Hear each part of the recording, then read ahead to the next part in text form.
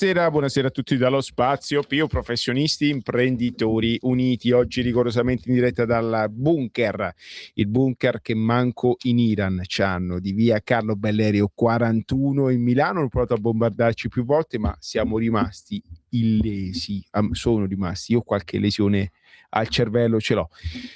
Chi parla il vostro sparacazzate preferito oggi, che è martedì 16 giugno 2026, sono le ore 15.04, siamo rigorosamente in diretta perché noi andiamo solo e soltanto in diretta. Repliche di questa trasmissione non se ne fanno. Paganini di repliche. Paganini non ripete e nemmeno il Pilu ripete, ci siamo capiti. A fianco a me questa voce dal tono insubre è quella del presidentissimo Sua Eccellenza Mimmo Magnetta. Insubre ci sarai tu e insubrini tutti i tuoi bambini. Io sono orgogliosamente pugliese, anche se adottato da Milano dall'età di 4 anni. E io dall'età di 4 anni praticamente ho cominciato a fare subito i mercati a Milano, ed è proprio appunto per questo motivo che da questa radio, da quasi 25 anni, più che parlare di mercati, io non ho fatto. Ho parlato anche di altre cose, non per niente comunque sia. No, comunque vogliamo, non per niente, visto che è la trasmissione consacrata al lavoro, vogliamo ringraziare e lodare i lavoratori che permettono tutto questo. Quindi c'è Natalia e Andrea dall'altra parte del canyon legnoso del bunker di via Carlo Bellerio 41, che dalla regia, dalla console c'era la famosa canzone una volta, ecco. E invece da un'altra regione abbiamo un ospite che è una regione che mi sta molto a cuore a me, né? Piemonte è bellissimo, Torino è una città bellissima, e ancora di più sono belli certi abitanti, sono belli certi lavoratori che in maniera proprio indefessa continuano a difendere il proprio lavoro e i propri colleghi. Dall'altro capo appunto dell'etere, sì, a 120 chilometri da qua abbiamo con noi Giancarlo Nardozzi, il presidente nazionale del Goya FENAPI. Buongiorno Giancarlo e benvenuto fra di noi. Ciao Domenico, buongiorno a tutti. Giancarlo, che ti ho fatto di male? Perché mi devi chiamare Domenico? Io mi chiamo Mimmo per gli amici. Oh. Madonna, scusami Mimmo, stavo facendo altro, ti dico la verità. Stavo pensando a Domenico a Picasso, un'associazione qua vicino, sono amici. Scusami. Senti un po', allora, dunque, io... Inizio a rincoglionirmi, Mimmo, non farci caso. Amico mio, quando si fanno un sacco di cose, quando non ci si piglia un attimo di riposo in quello che è un impegno, una missione che noi ci siamo dati, che è appunto quella di proteggere i nostri colleghi, tu appunto lo fai in maniera proprio encomiabile. Io appunto devo raccontare agli ascoltatrici e agli ascoltatori che sono reduci da una giornata trascorsa a Torino a quello che è stata un evento molto importante, cioè l'assemblea di tutti gli ambulanti italiani riuniti appunto a Borgaro Torinese. Borgaro Torinese. E io sbaglio sempre gli accenti, insomma non c'è verso, insomma ogni volta Federico mi cazzi, io d'altronde insomma comunque appunto siamo stati appunto assieme a tantissime persone, veramente la sala del teatro dell'Hotel Atlantic era stracolma, e ci sono stati tantissime persone, secondo me più di 500 persone, e con tanti... erano 637. Qualcuno è stato mandato via perché non c'era la capienza del teatro, che poi in realtà ti dico anche lì, no? Quando non fanno entrare una persona generalmente arrivano in 2 o 3, gli altri non lasciano da solo l'amico. Certo. Prossimo anno prometto che mi organizzerò meglio, prenderò una sala più grossa, mi metterò d'accordo con l'Albea, perché tanti anni che andiamo lì e ci troviamo benissimo. Io infatti quando sono entrato là mi sono ricordato che in quel posto c'eravamo già stati, ed era stato quell'anno in cui è venuto appunto anche quello che era il vecchio direttore di questa radio. Sì. Non mi ricordo. Sì, era venuto anche... No, è ancora vivo, non sta parlando di Umberto Bossi, sta parlando di Matteo Salvini, perché è stato anche Umberto Bossi è stato direttore della radio. Lì eravamo al Concordia, lì eravamo a Venaria Reale, no? Venaria, bravo. Sì. Ero un ragazzino, mi ricordo anch'io. Insomma, comunque ieri è stata una bella giornata con ospiti importanti. L'unica pecca, posso dire, è stato il sindaco, insomma, poteva risparmiarsi, se la poteva risparmiare qualche battuta, insomma, il sindaco di Torino. Comunque, Ma vabbè. non ho capito dove voleva parare, ti dico la verità, però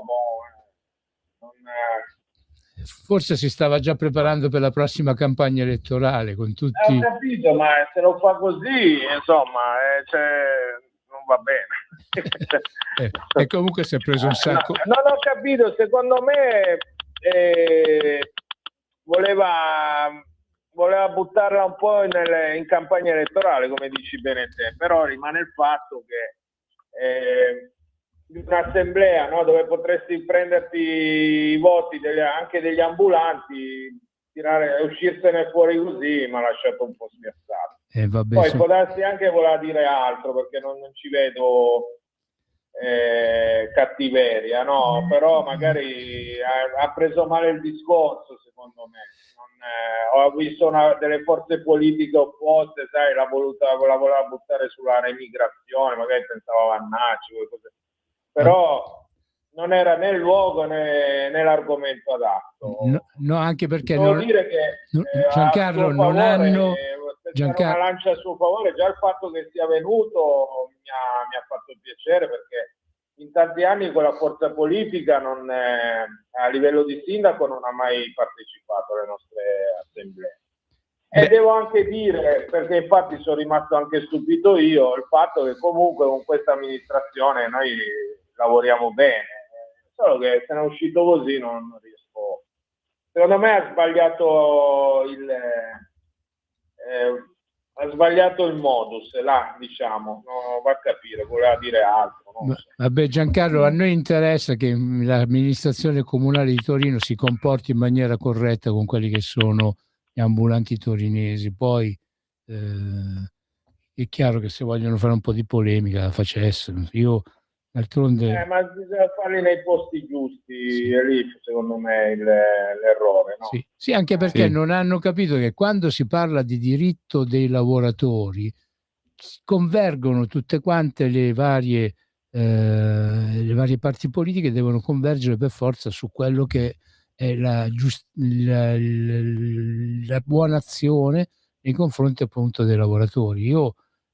Noi siamo riusciti a fare tante cose nel passato, tu continui ancora a farle a Torino, proprio perché abbiamo messo d'accordo l'estrema destra con l'estrema sinistra, perché quando si parla appunto di diritti, quando si parla di lavoro, quando si parla di gente che lavorando e con le tasse che paga ti consente appunto di fare il lavoro appunto di politico, tu devi prendere e agire di conseguenza da buon padre di famiglia.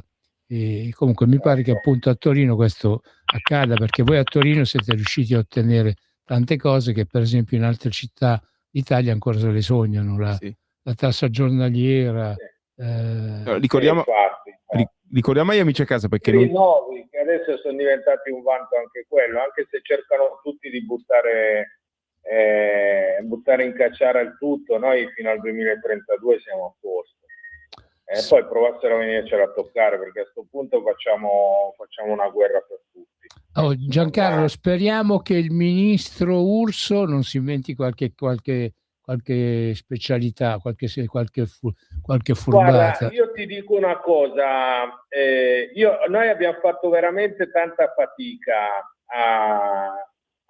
su tutto, tu lo sai perché abbiamo viaggiato insieme, no? Per cui le manifestazioni, le guerre, le proteste, le denunce anche, dei colleghi hanno preso denunce, ho preso uno io fino all'anno scorso, tutto questo per difendere la nostra categoria. Se vengono a toccarci le licenze, allora a sto punto qua è ora di fare questa rivoluzione, ma è ora veramente. A sto punto ci offrono una spalla per fargli un bel casino. Io se c'è bisogno, lo sai, sono sempre presente, non solo dal punto di vista radiofonico. Mi è sentito dirlo anche a me, porta pazienza, mi è sentito dirlo, che poi io devo dire, non abbiamo un problema a parlare con la politica, l'abbiamo dimostrato in tutti questi anni, quanti ne sono passati davanti a noi, No, il nostro problema sono le associazioni di categoria. E basta, ieri l'ho nominate, l'ho detto, è inutile che io mi vado a sedere a quei tavoli lì e sono solo contro tutti. È logico che chi ha l'interesse di mettere i punti, di tenerci dentro la direttiva, ha un interesse anche di soldi, perché comunque ho dimostrato anche il discorso di Varazze, che da 70 euro sono passate a 400 euro, un bando in 15 giorni, veloce, che non si capisce, in maniera che non si è capito nulla. Questa è una problematica che va risolta una volta per tutte, e per risolvere una volta per tutti, la prima a fargli la guerra sono queste associazioni di categoria, queste ce le dobbiamo levare dalle palle, scusami la parola, non devono più andare, anche perché non ne hanno più facoltà, ormai non hanno più, FIBA, ANVA, dove sono? Dov'è che hanno una rappresentanza, se non in qualche punto, perché comunque brava gente anche lì in mezzo ce n'è, non è che io voglio mettere tutti contro il muro, ma loro non devono, i nazionali soprattutto, non devono più andare a parlare per noi, basta. Speriamo che questo accada presto, anche perché appunto dobbiamo farlo accadere noi, Mimmo, questo dipende da noi, comunque, come ti dicevo prima, io ci sono dal punto di vista radiofonico e poi comunque sia anche in altri punti. Guarda, non c'è bisogno, me lo dici. Quando c'è bisogno basta un fischio e io arrivo e mi porto la tribù, perché io ieri ero portato la mia tribù, i miei familiari. Ho visto. Perché appunto in pratica... ieri è andata bene, ma io a Torino sono tutti i miei fratelli, io sono nato e cresciuto nei miei mercati. Pensavo che eri nato in Puglia pure tu, Giancarlo. Pensavo fossi nato in Puglia, pensavo fossi nato in Terrogna pure tu. Mio padre è nato in Puglia, c'era anche mio padre ieri all'assemblea. E tu sei nato proprio a Torino allora? Torino. Anche tu hai rovinato dalla discendenza, la razza, mannaggia. Io lo dico sempre a mio fratello che continua imperterrito a fare l'ambulante, che è l'unico della famiglia nato a Milano. Hai visto? La pecora nera. Mannaggia, infatti, è vero. Vabbè, senti Giancarlo, allora praticamente le prossime attività, i prossimi impegni del Goia, quali saranno? I prossimi impegni del Goia, allora, l'onorevole Montaruni si è preso un impegno che io ritengo importantissimo, no? Che è quello di verificare alcune cose, no? Certo. Esatto, che l'errore c'è. Io attenderei quello, nello stesso tempo mi vorrei organizzare per Varazze, come diceva Maria, che dice andiamo a piazzare tutti nei nostri posti. Lì secondo me è una cosa giusta, vedremo però la massa che ci sarà che lo voglia fare, perché comunque si va incontro anche a... Certo.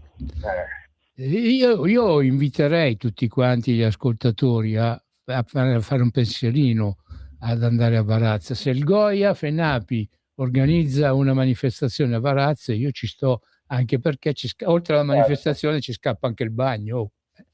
A Varazze. Esatto. D'altronde tu prima, una giornata di mare. Tu prima hai parlato... È una giornata di fresco, però... Sì. Tu prima hai parlato di una delle due associazioni che si vantano di essere maggiormente rappresentative, che quello ce n'è uno in particolare, che quando organizza le assemblee nel suo palazzo qua a Milano, offre il viaggio gratis e pure la pizza.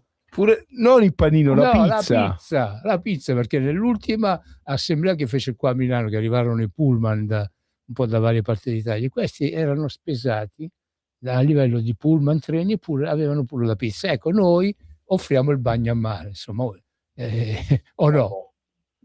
Va bene, dai, è gratis almeno, che ieri c'è stata una fortuna.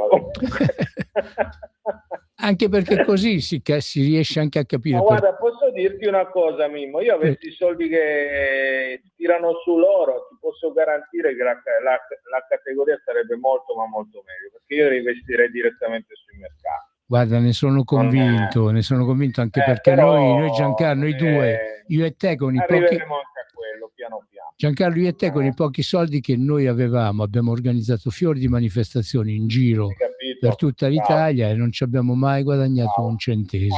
Ci siamo pagati tutto noi, i viaggi, la cosa, ma io l'ho fatto con passione. Sono contento, tornassi indietro lo rifarei di nuovo. Va bene, allora comunque Giancarlo ti ringrazio per tutto quello che tu fai continuamente per tutti quanti gli ambulanti italiani, perché appunto Giancarlo Nardozzi quando si impegna a livello sindacale non è che lo fa solamente per i torinesi e piemontesi, lo fa appunto per tutti quanti gli ambulanti italiani, perché quello che il Goia riesce a ottenere è una cosa che poi si sparge. Per dire, il Goia è anche molto attivo nel Veneto, c'è Gilberto Marcolin che è uno che appunto trotta parecchio, è riuscito appunto a ottenere risultati appunto che prima erano solo ad uso esclusivo, ad appannaggio esclusivo di Confcommercio, sbaglio? Cioè qua ho una squadra, io che sono ormai decenni che stiamo insieme, tutte persone fratelli, ma fratelli nel vero senso della parola, perché comunque avere delle spalle così per noi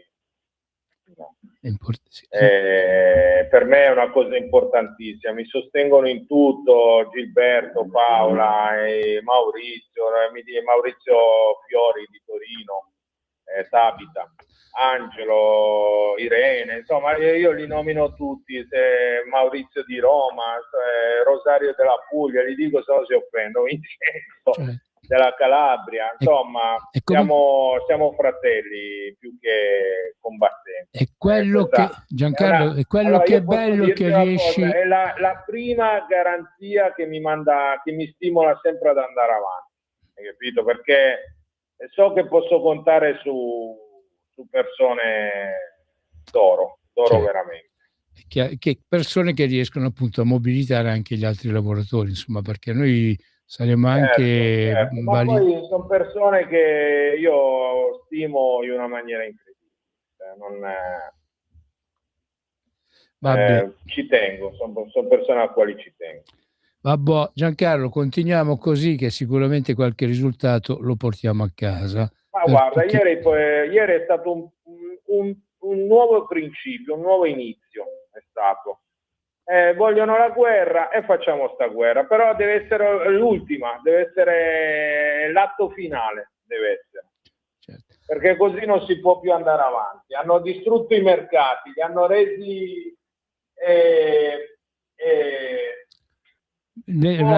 poveri in tutto. Hanno pensato solo a creare le loro fiere, i loro bandi, stanno pensando già quanto si devono mettere in tasca con tutte i bandi che andranno a fare. Insomma, sta cosa qua deve finire. E solo noi possiamo farla finire. Certo. Non devono più rappresentarci. Basta. Allora, chi ancora non l'ha fatto, se la politica poi continua a scegliere di ascoltare il nulla, dovrà rendercene conto anche loro.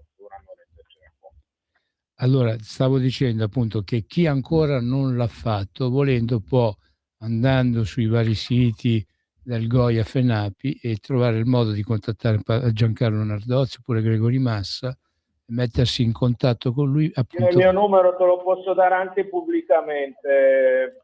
Dallo Giancarlo. Allora, il mio numero di telefono è 327 19 22 960. Chi mi vuole contattare mi chiami, gli rispondo personalmente, senza problemi. Ok, grazie Giancarlo per tutto quello che non fai. Da presidente o da burocrate, gli rispondo da collega. Certo. Grazie Giancarlo Nardozzi, presidente nazionale del Goia, grazie per il tuo impegno. Mimmo, grazie a te sempre di tutto. Grazie.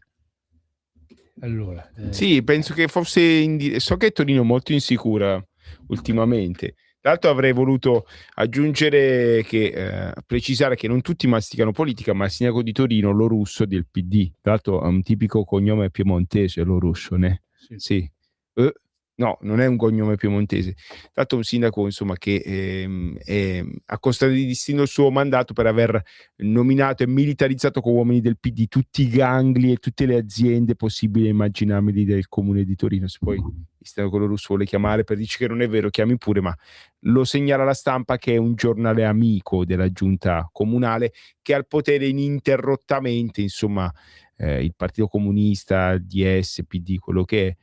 No, tranne la parentesi 5 Stelle, perché comunque Chiara Appendino ha dato discontinuità, ha fatto un sacco di belle cose a Torino, poi però si sono tutti trovati e mescolati appassionatamente, cose che io non riuscirò mai a capire, perché quelli erano il partito dei diversi, erano onesti, e con i pidioti, come li chiamavano loro, non potevano fare la giunta insieme. E volevo dire tutto questo, ma all'improvviso ho visto che Natalia piangeva, il mio cuore si è fermato. Perché piangeva? Non lo so, ora ride, grazie, si è ripresa, meno male, ma c'è stato, sì, ha fatto 30 secondi, mentre Giancarlo piangeva si è fatta prendere dalla commozione. È una ragazza molto sensibile. Parlava, sì. Vuol dire. Sì, scusa, mentre Giancarlo parlava si è fatta prendere dalla commozione. E quindi, insomma, mi sono commosso anch'io, mi sono sentito, mi si è strozzata la cosa in gola. Fate bene a commuovervi, perché comunque di gente che si dà per il prossimo non esiste più. Cioè, come? No, ce ne sono proprio pochi, ce ne sono. Silvio! Vai a cagare, Federico. No. Anche se siamo in fascia protetta, ci mangia ancora. Doveva trovare Cornacchione. Infatti sta proseguendo molto bene Silvio, la figlia. Silvio. Mannaggia. Che noi ridiamo e scherziamo, quello si è fatti i cazzacci suoi per 25 anni, acclamato dal popolo. Ragazzi, se questo paese fa schifo lo dobbiamo anche a lui. C'è qualcuno che lo piange ancora, io no, anche se una volta l'ho votato perché ero ubriaco, e io lo ammetto, ho fatto la più grande cazzata della mia vita, ancora oggi non me lo perdono. Pensate che mi alzo, mi guardo allo specchio e dico che schifo, io ho votato Berlusconi, che quello con i miei voti si è fatto solo i cazzi suoi.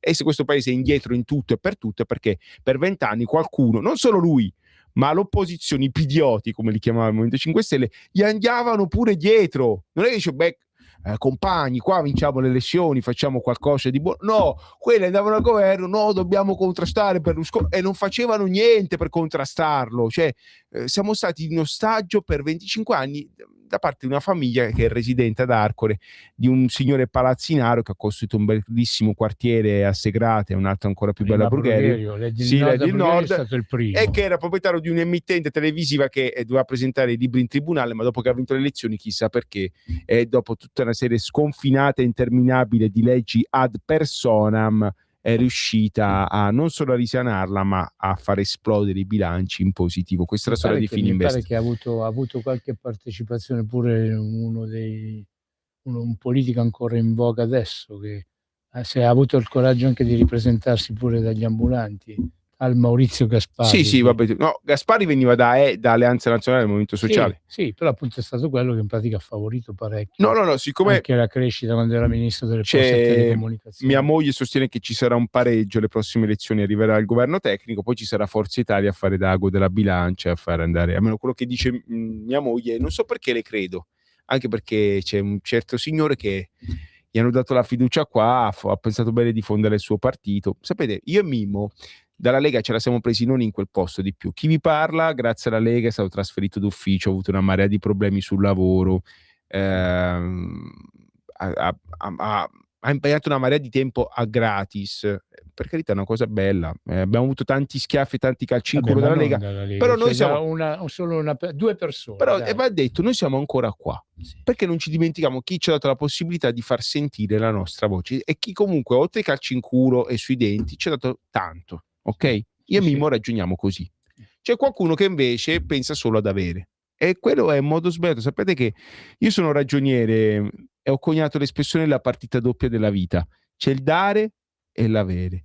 Ah, sì? Sì, come dice la partita doppia, o come diceva un grandissimo poeta di Pescara, io ho quel che ho donato, quello che uno dà poi gli torna tutto indietro. Cari ascoltatrici e ascoltatori, qua il mio co-conduttore è un poeta. Lui no, io vorrei sentire, tira fuori il meglio di sé. Io sono un caprone ignorante che vive in una cittadina insomma che ha gravi problemi mal amministrata, che che si c'è chiama da dire di Cologno Monzese. Monzese? Ecco, Che sono il l'ultimo a sindaco... dover parlare, però lo vorrei sentire dalla politica questo. Perché non partoriamo qualcosa di positivo, di intelligente, di bello? Si sentono sempre le stesse cose, sempre i stessi discorsi triti e ritriti. La differenza invece dovremmo farla noi. Non è vero, per esempio il sindaco di Cologno la differenza la sta facendo, Sì, peggio. ha deciso di prendere e mettere tutti i parcheggi, quei pochi parcheggi che c'erano in 2 vie di Cologno Monzese a pagamento. Una cittadina di 47.000 abitanti avrà tutti i parcheggi blu, grazie al PD. Votate PD, mi raccomando, grazie dove PD. In una zona dove l'età minima è 75 anni. 75. E che hanno le macchine che hanno almeno 30 anni, sì. tu li metti tutte le strade. Ma dove cazzo parcheggio? Queste sono state le... Ecco, questi sono gli argomenti che appunto dovrebbero interessare alcuni politici, amministratori politici, gruppi politici di certe zone, quando vengono fuori queste io mi auguro che questi amministratori che si inventano ste cagate poi abbiano nella vita restituiti con gli interessi il male che fanno alla propria popolazione, alla propria cittadinanza. Beata a te. Allora Beppe Sala chissà cosa hai visto quanti anni hai visto che il Tribunale fare... di Milano hanno fatto Milano schifosa. C'è gente che con una ristrutturazione ha costruito grattacieli di 30 piani. No, si assolve perché il fatto non... No, devi fare anche attenzione a dire queste cose, perché poi il Tribunale di Milano ti denunciano pure per diffamazione a mezzo stampa. Ragazzi, ovviamente noi diamo tutta la voce, lo spazio al Tribunale di Milano, a tutti gli uomini e le donne del PD, per dire che non è vero che con una ristrutturazione hanno tirato su un grattacielo di 30 piani in via Stresa, dove sotto fanno il mercato. No, sono tutte cazzate. Però io dico solo che se il sindaco di Milano non era del PD ma era di un altro partito, ma là c'era era già a San Vittore, e non a San Vittore a farsi le vacanze in visita, era a San Vittore come ospite, non come turista. Così ci capiamo, ok? A San Vittore come ospiti ce ne sono stati tanti di politici. Chissà perché, però c'è una parte che può fare tutto, poi sono quelli onesti loro. Cioè, se c'hanno qualche giudice amico, come diceva Palamara, che diceva dobbiamo rovinare Salvini, e quello diceva ma perché non è male. Sì, Salvini c'ha ragione, però a noi ci sta sulle maracas, lo dobbiamo noi rovinare. Adesso abbiamo un'impellenza. E anche lo stacco musicale, quindi lo mandiamo. Pubblicità più stacco musicale. Sempre più liberi con La Tua Radio è il nuovo sito che mette in prima pagina opinioni, firme, notizie, uno sguardo nuovo e originale sui fatti che ci circondano. Il nuovo quotidiano online, semplicemente radiolibertà.net. Un nuovo modo per sostenere la tua radio. Visita radiolibertà.net. Ti basta un click e potrai versare il tuo contributo volontario direttamente online. Potrai donare con ogni tipo di carta di credito, anche prepagata. Ti aspettiamo online su radiolibertà.net. Sostieni la tua radio con il tuo contributo volontario. Radio Libertà. La tua radio. Diamo voce alla nostra gente.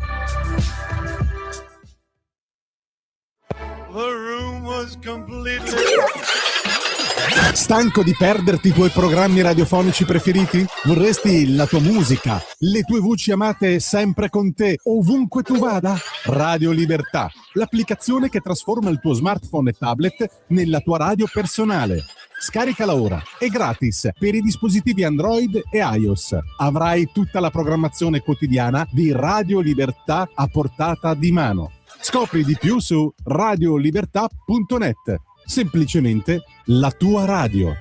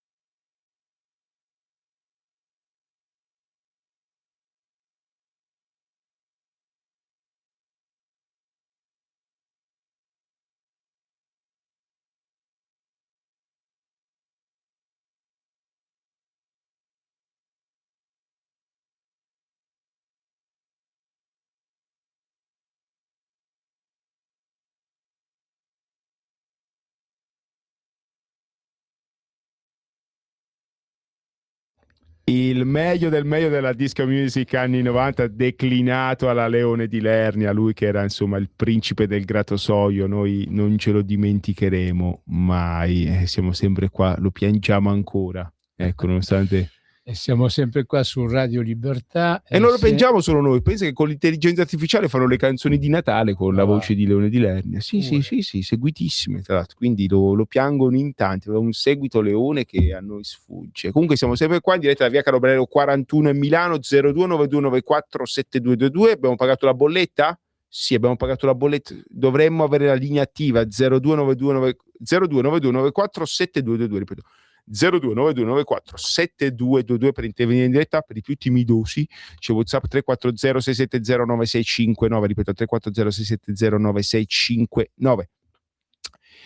Una cosa per aiutarci a pagare le bollette, gli stipendi, le bollette sono belle care, amici, perché con sto casino che ha fatto Donald Trump con il suo amico Netanyahu, che volevano fare casino in Iran, invece alla fine se la sono presi in quel posto e ora stanno trovando delle scuse per ritirarsi, perché l'assunto della guerra, questa hanno fatto una figura da cioccolatai che poco ci manca. Quelli in Iran insomma, sono cornutazzi, come direbbero qua, sembra il Gratosoio.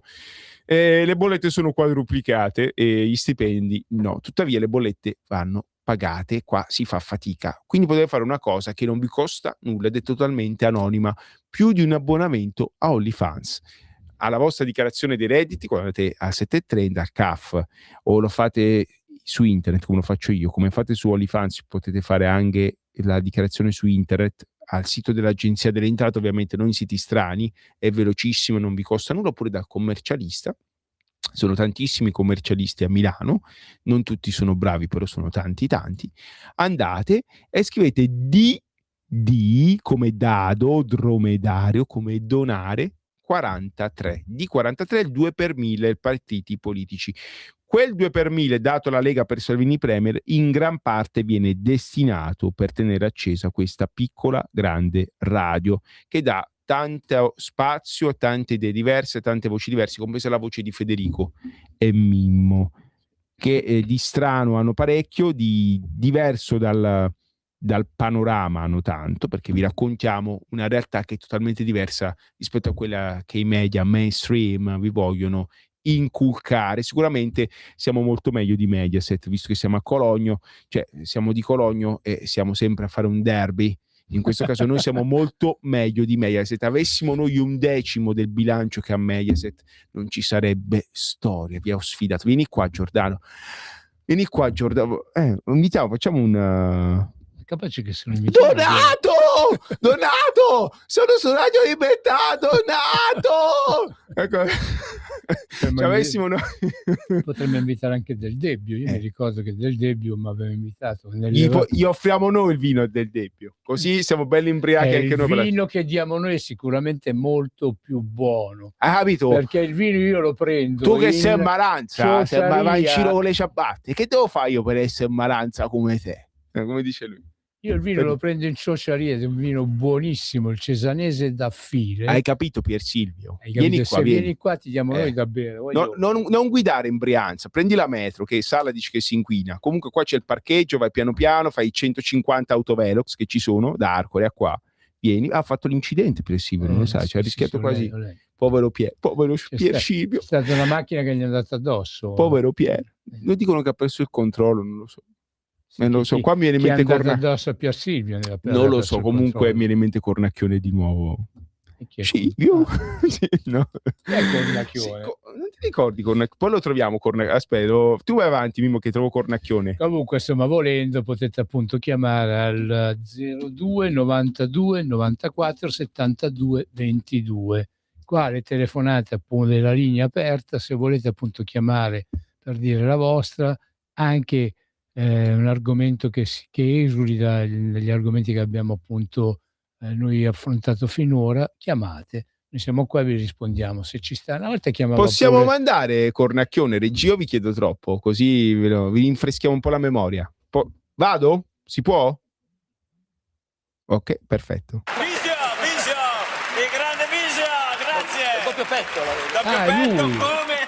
come il nostro amico, il mio amico perché il tuo no di sicuro. Vai Bisio. Per dire, non ha detto va Cornacchione. Comunque, benissimo. Ma io accetto tutto, anche se c'è un pubblico di comunisti. A me Ma mi no! mi va bene, a me mi va bene. Venga qua, Non ho paura di niente. Comunque, anche tu, Silvio. Io, Silvio, è un lapsus freudiano. Lei vede solo... Non devi avere paura, perché dopo tutto Silvio è buono. No, E allora? siamo a casa sua, ragazzi. Ma con tutto quello che ha fatto per voi,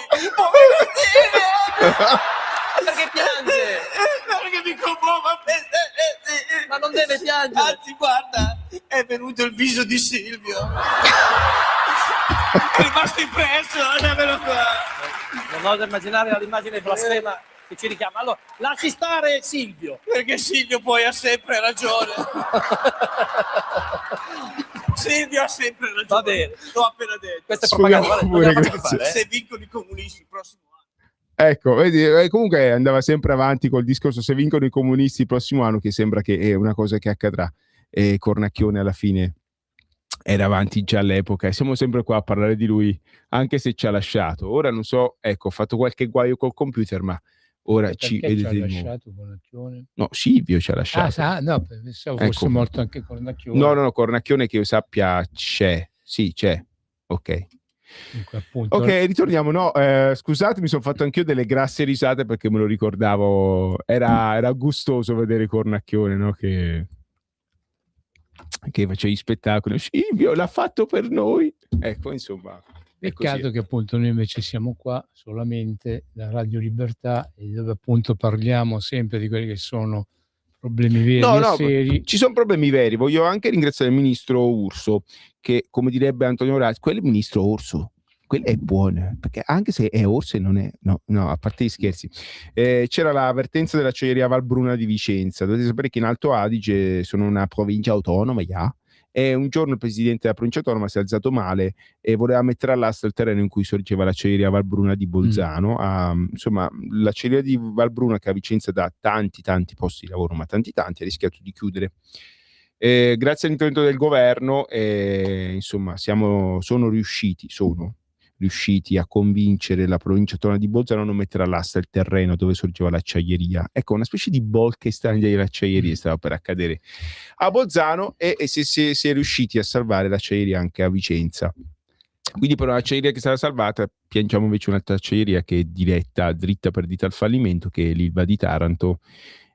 Sembra che non chiuderà a breve. Sotto l'ex prima il ministero lì si chiamava Mise, prima io tante volte sono andato lì sotto quando appunto si chiamava Mise, ma si chiama, come si chiama, MIT? No, Ministero per il Made in Italy. Praticamente e le imprese Made in Italy. Ieri c'erano invece tutti i lavoratori la Electrolux che vuole chiudere. Sì, anche se ha sospeso per ora il piano di chiusura. Tuttavia ci sono gravi problemi, insomma, è un'Europa che continua a essere in forte crisi economica, tutta l'Europa, che poi alla fine è il vero problema di consenso riguardo al governo, che finché si continua a stare nell'euro e con le misure idiote che continuano a prendere a Bruxelles, il destino che ci spetta è mesto, è molto brutto.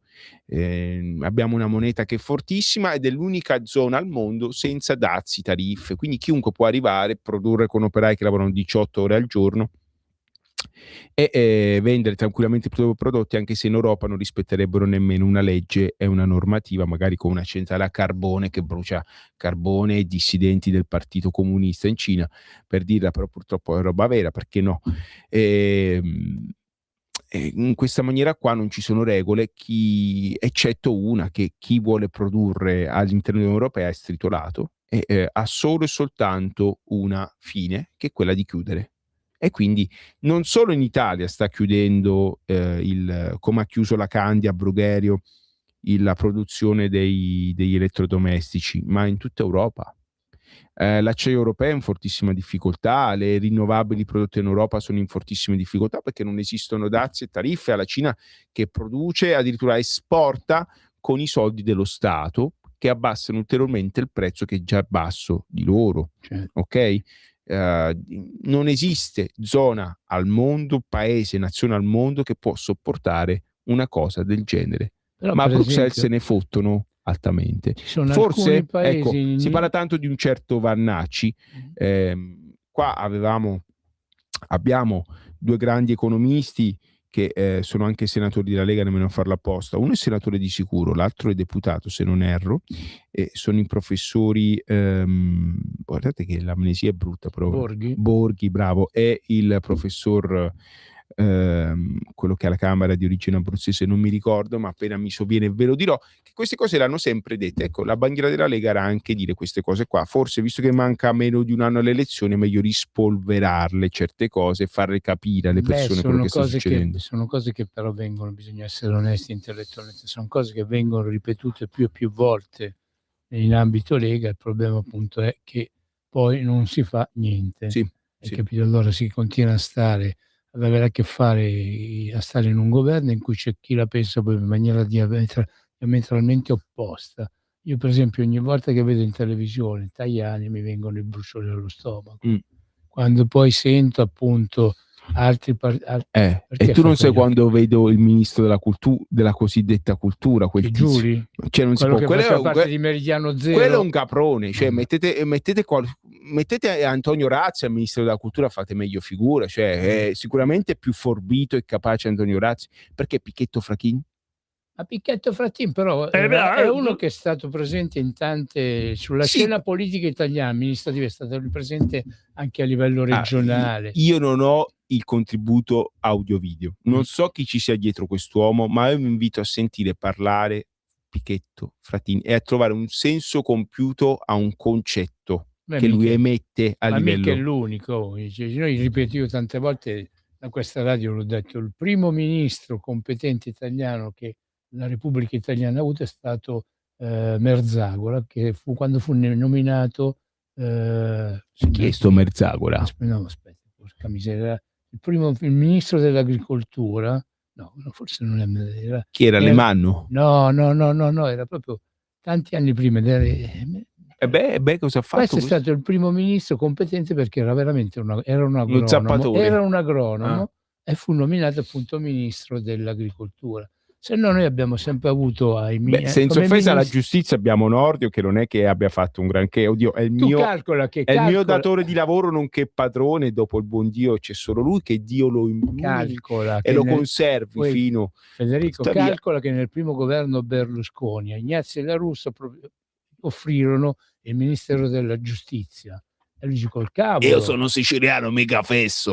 Perché lui aveva uno studio bello, attivo e cose varie, lui preferì appunto farsi dare il Ministero della Difesa. E poi misero un ingegnere di Lecco a fare il ministro della giustizia. Roberto, perché era ce lo ricordiamo ancora. Roberto Castelli, che era quello che appunto in pratica ha fatto alcune cose che se le faceva appunto Ignazio La Russa si rovinava quello che era il rapporto con la magistratura, con le camere penali, insomma, appunto lui rifiutò, lui preferì fare il ministro della difesa.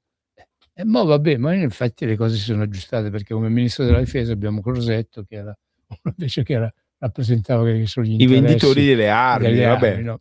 L'Italia è un paese così, però forse è l'unica cosa giusta che è stata fatta, perché se noi andiamo a guardare, tu prima parlavi di tutte le produzioni industriali in crisi, noi abbiamo visto. Si è scordato di Bagnai, l'onorevole Bagnai, il professore Bagnai, sì, mi ricordo, e lo saluto perché è un grande, io lo seguo sempre, ecco. Cioè, tu quando hai citato i casi delle varie industrie che stanno andando in malore, non voglio contare tutte le vecchie industrie, dall'introduzione dell'euro a oggi, dalla crisi del 2008 a oggi, non è rimasto più niente. Io quando comincio a parlare di qualche cosa, era il 1934. Era il 1900 Ambarabà 2, dovevamo dire Ambarabà perché il Kaiser non voleva che dicessimo 20. Noi italiani abbiamo pagato la riunificazione delle due Germanie. Noi italiani, praticamente quando la Germania dell'Ovest e dell'Est si soffuse, tutto quello che è venuto fuori a livello di costi l'abbiamo pagato noi. Ma basta, le cagate però che hanno fatto Francia e Germania a livello di investimenti, quelli appunto in Grecia, li abbiamo pagati sempre noi. Adesso, ripeto, abbiamo appunto... pagare le auto elettriche ora? Sì, sembrerebbe di sì. Ma io c'ho ancora la bianchina. Tanto abbiamo pagato di tutto, abbiamo fatto 30, ci fanno fare ma anche la benzina costa 31. Ancora 2 euro, ma non è che Però il problema 4.000 lire al litro. tu prima dicevi in Germania, per esempio, stanno parlando di riconvertire le fabbriche che producevano macchine in carri armati. Ma io c'ho i soldi per fare la guerra, che facciamo? Non paghiamo più le pensioni per fare i carri armati, perché in Italia l'alternativa è quella. Se fare i carri armati o se fare i droni, per esempio, ti produce il reddito per pagare le pensioni. Pare che appunto la Ucraina non sia ancora caduta in mano a zio Vladimiro, perché appunto sanno produrre droni tutto spiano. Il guaio è che non li fanno loro, arrivano dall'Europa occidentale. Io avevo capito, Sì. ho sentito dei giornalisti che i giornalisti nel loro codice deontologico devono dire la verità. È la grande I giornalisti dicono che appunto, in pratica, grandi giornalisti dicono che appunto in Ucraina c'è una grossa produzione di arriva di tutto, droni. sì, viene venduto come questo, arriva tutta l'Europa occidentale, viene assemblato là qualcosina e viene fatto passare sull'etichetta Made in Ucraina, un po' come fanno qua. Il problema è che quando le borse venivano fatte in Cina, arrivavano in Italia a Prato e ci mettevano sull'etichetta Made in Italia.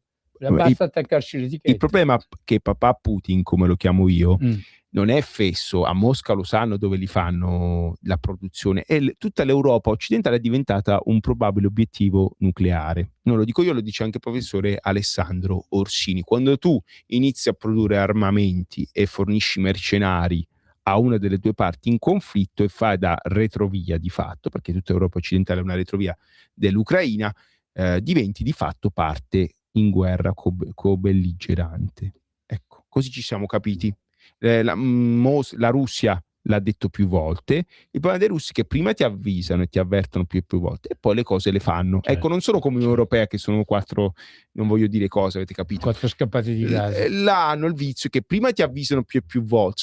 Sono come i diesel, i russi. Prima ti avvisano più e più volte, poi le cose le fanno. Quindi a buon intenditor poche parole, come si diceva una volta. Tu lo sai, Federico, che in questa trasmissione che ormai conduciamo da un sacco di anni, c'è stato un periodo in cui mi chiamavano le nonne, mi dicevano: c'ho mio nipote Gianluigi o mio nipote Antonio che non sanno che lavoro fare. Allora chiedeva: ma ecco, visto che fa una trasmissione per imprenditori, per lavoratori, per il popolo delle partite IVA, non c'è nulla da suggerire. Io all'epoca suggerivo di aprire le case d'accoglienza, le case famiglie per accogliere minorenni con problemi di disagio, problemi di giustizia. Poi appunto alla fine sono arrivati tutti i minori non accompagnati che hanno riempito tutte queste case qua. Adesso, all'epoca appunto consigliavo alle nonne, a nonna Mariuccia, a nonna Lisa, di prendere e dare soldini ai nipoti per fare aprire le case famiglie. E dico: mettete su fabbriche o laboratori artigianali di produzione di droni, quello è il futuro. E potrebbe essere un modo anche appunto per fornire al nostro paese quello che sono magari l'anno prossimo l'Islam vince le elezioni, possono continuare a sbarcare un altro 500.000 di persone dall'altra parte, che ne sai, io qualche allora immobile, è per questo che costruiscono i grattacieli. sì, io qualche immobile buono me lo terrei, visto quello che è successo a Belfast, no? Poi la gente si incazza perché c'è uno che, mentre un irlandese, che poi si deve a beccare pure un popolo che, cioè quelli avevano le armi fino agli altri, c'erano ancora i Kalashnikov e gli M16 nell'armadio, hanno finto ieri di fare la guerra civile e voi andate a portare gente che si mette a sgozzare uno di loro in mezzo alla strada e voi pensavate che gli irlandesi, sì, ok, beautiful, oh yeah, si bevevano una pinta di birra quelli sono partiti subito, quelli per poco arrivavano fino a Londra a bruciare, picchiare, ragazzi, no? Cioè non sono tutti fessi come gli italiani, per farci capire, ci sono alcune popolazioni che reagiscono un pelino però questa peggio. È un'istigazione alla violenza, cioè dire che praticamente se uno non reagisce in maniera brutta, no, è brutto da dire, però il messaggio fessi, a Starmer, al primo ministro Starmer, è arrivato. In Irlanda certa gente, sì, tanto è vero che qualcuno dice che Starmer è finito, che quest'estate lo faranno fuori perché i stessi laburisti non lo sopportano più. Pensate che il partito laburista va talmente male che è il terzo o quarto partito nei sondaggi inglesi. Il primo partito è Reform UK di Farage, e persino il partito conservatore, che fa schifo, è una specie di Forza Italia. Scusate che poi arrivano le denunce, no. È molto debole, ecco, non è più come la vecchia Forza Italia che prendeva il 25% quando c'era lui, quello di Arcore, prima il 6-7%, la stessa cosa, insomma il periodo laburista si è ridotto davvero al lumicino, male, quindi per salvarsi l'unica cosa l'unica l'unica chance che possono avere, scusate ma sono molto stanco, è quella di far fuori il primo ministro Starmer e sostituirlo con il sindaco di Manchester, almeno si sta pensando a fare quello. Tuttavia, ecco, non si può pensare di riempire interi quartieri, soprattutto i quartieri più poveri, malandati e trasandati, di persone che arrivano dall'altra parte del mondo e che hanno come usanza quella di sgozzare persone in mezzo alla strada, anche in un popolo, insomma, che ha avuto la guerra civile fino all'altro ieri. Ok? Questo è successo in Irlanda del Nord e questo non dovrebbe succedere qua in Italia, ma è già successo e abbiamo anche il sindaco Lorusso che a Torino si vanta di questo. Sì, infatti l'ho sentito ieri, appunto, che diceva che dovevano arrivare tanti altri extracomunitari per riempire i mercati di Torino. Io ieri, prima di andare all'Assemblea del Goia, mi sono fatto il giro di 3 mercati a Torino, li ho visti tutti belli pieni, quei 3, perché comunque erano quelli più belli, ma e pieni di tanti italiani, cosa che per esempio non accade qua a Milano. A Milano, se tu vai, il 75% degli ambulanti sono tutti stranieri e la componente più forte è quella del Bangla. Il Pakistan e il Bangla sono la componente più forte. Mia moglie dice che per esempio la componente più forte a livello di stranieri sono i rumeni, però appunto ecco, invece sui mercati gli ambulanti maggiori... Vabbè, ma quelli faranno altri lavori, faranno i muratori, infermieri, insomma fanno tanti lavori, non è che... Il mondo è cambiato, tuttavia insomma non si può... Ecco, le persone non sono cose, non siamo lavatrici. Forse qualcuno a Roma, in un certo partito pidiota, ecco, se n'è dimenticato, però stanno per tornare al governo a quanto sembra, quindi dobbiamo già iniziare a prendere le misure. E speriamo di no, perché sarebbe un grosso disastro. Già hanno governato per 12 anni senza aver mai vinto un'elezione. Ecco. Se a questo giro vincono pure le elezioni abbiamo finito. Insomma, Ecco, veramente... e stanno per tornare con Renzi e Conte, cioè Mamma mia. vi lascio... io mi auguro che ci sia anche Giachetti, che almeno gli dice la verità. Forse Giachetti è un pochino più... Sì, perché ci avete le facce come... avete capito cosa? Ragazzi, anche oggi questa chiacchierata con voi è finita, non so quando ci vedremo perché io alterno al lavoro, qua io e Mimmo siamo volontari, Mimmo è un ilare pensionato di Cologno Monzese, io sono un lavoratore turnista. Voglio salutare Natalia e Andrea per il meraviglioso lavoro che hanno fatto e per averci fatto fare questa trasmissione con una tecnica eccelsa, oserei dire, nonostante i problemi e le raffiche che sentivamo da Torino.